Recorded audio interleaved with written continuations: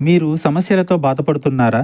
శ్రీ కట్టమైసమ్మ తల్లి జ్యోతిష్యాలయం పూజారి గారిని సంప్రదించండి. మీరు కోరుకున్న పనులు మూడో వ్యక్తికి తెలియకుండా పూజలు చేయబడును.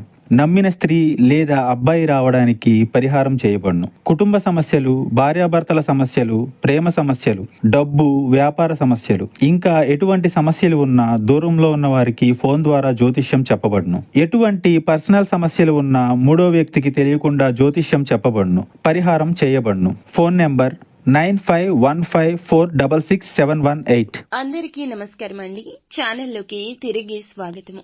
కన్యా రాశి వారి జాతకులు మోసం మోసం మోసం. ఈ రోజు జరిగేదంతా మోసం. ఎవరు ఏది చెప్పినా చెప్పేదంతా మోసం. జాగ్రత్త వహించండి. ఎవరి మాయ మాటల్లో పడిపోయినా మభ్యపెట్టే వారి పట్ల మీరు శ్రద్ధ వహించిన ఈ రోజు జరిగేది మోసం. నమ్మక ద్రోహం కావచ్చు, లేదా ధన నష్టం కావచ్చు, మిమ్మల్ని అప్పుల ఊబిలోకి నెట్టేయచ్చు. ఇలా ఏ విధమైనటువంటి మోసమైనా మీ జీవితంలో జరగచ్చు. అది కూడా కేవలం ఒకరి వల్లే ఇదంతా జరుగుతుంది అంటే అతిశయోక్తి కాదు. కన్యా రాశి జాతకులు ఏం జరగబోతుంది అసలు ఈ రోజున? ఎందుకు ఇంతటి విపత్కర పరిస్థితులు వచ్చాయి అంటే ఇది మీ గ్రహస్థితి. ఈ రోజున గ్రహస్థితి నీచంగా ఉందండి. ప్రతి ఒక్కరికి రోజు రోజుకి గ్రహస్థితి పెరగడం, తగ్గడం, నీచంగా మారడం ఇలాంటివి జరుగుతూ ఉంటాయి. ఇది సర్వసాధారణం. ఇది మన కర్మ ఫలితము. అయితే ఈ రోజున మాత్రం ఈ రాశి జాతకులు ఈ మోసం జరగక మానదు. ఎందుకు అంటే గనక తెలుసో తెలియకో చేసిన తప్పిదం కావచ్చు, శత్రువులు మీ మీద పన్నిన పన్నాగము కావచ్చు.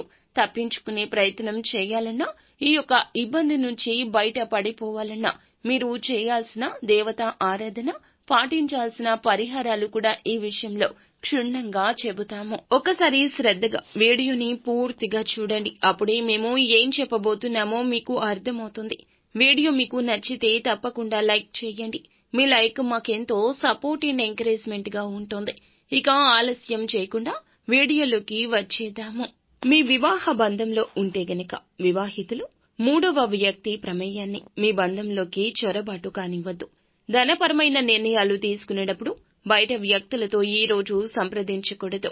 అలాగే వృత్తి, ఉద్యోగ, వ్యాపారాల్లో ఎవరైనా మీకు మేలు చేస్తామంటూ మీ దగ్గరకు వచ్చినా, ధనపరమైన అవకాశాలు ఇస్తామంటూ మీ వద్దకు వచ్చినా ఆ అవకాశాల మీద సరైన దృష్టి సారించండి. ఏకపక్ష నిర్ణయాలు ఈ రోజు మీకు తగవు. మీ యొక్క కుటుంబ సభ్యుల యొక్క మాటను మాత్రం తప్పక పరిగణలోకి తీసుకోవాల్సిందే.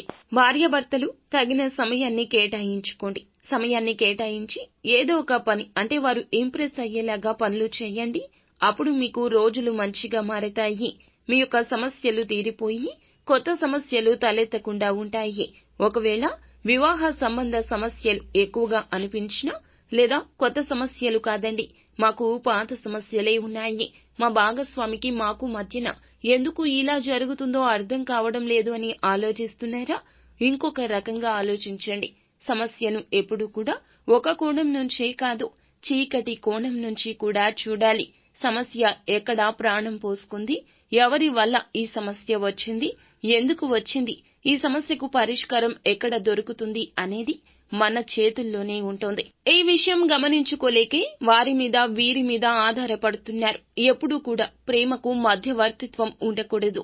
పెద్దల మధ్య పెట్టడము, ఈ యొక్క సమస్యను మనం పరిష్కరించుకుందాం అనుకోవడం, ఇది మీ యొక్క అశ్రద్ధ అవుతోంది. కాబట్టి నేరుగా వారి వద్దకు వెళ్ళండి. సమస్యకు ఎక్కడైతే ప్రాణం పోసుకుందో ఆ సమస్యను పరిష్కరించుకునే ప్రయత్నం మీకు మీరుగా చేయండి. లేకపోతే మీ యొక్క బంధం విచ్ఛిన్నం అయిపోయే ప్రమాదం కూడా ఈ రోజున మూడవ వ్యక్తి వల్ల జరుగుతుంది. ఇది అక్షర సత్యము. ఒక అడుగు వెనక్కి వేసి బంధాన్ని కాపాడుకోవడంలో తప్పు లేదు కదండి.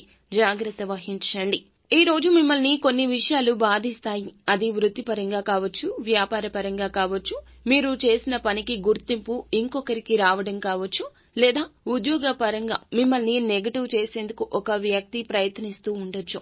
కానీ వారు మీతో చాలా జాగ్రత్తగా మాట్లాడుతూ మంచిగా ప్రేమగా ఏ అనుమానం రాకుండా నటిస్తున్నారు. అటువంటి వారి విషయంలో కూడా జాగ్రత్త.